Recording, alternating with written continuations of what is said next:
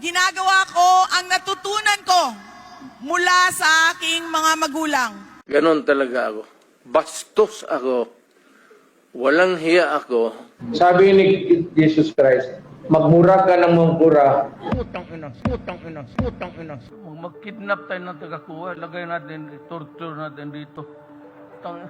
Pero kung sabihin mo, adik, wala akong sinabi na ganon. Patayin ako ni Marcos niyan. Maawa ka naman sa akin. Sinasabi ko, I can clean it in 6 months. And after that, I realized na nagkamali talaga ako.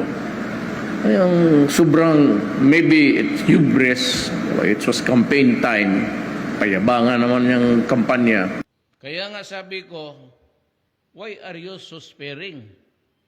Gusto ninyo, gawain na lang ninyo kaming province, Fujian, pati Philippine province of China. Marami rin akong nanakaw po. Marami rin akong nanakaw po.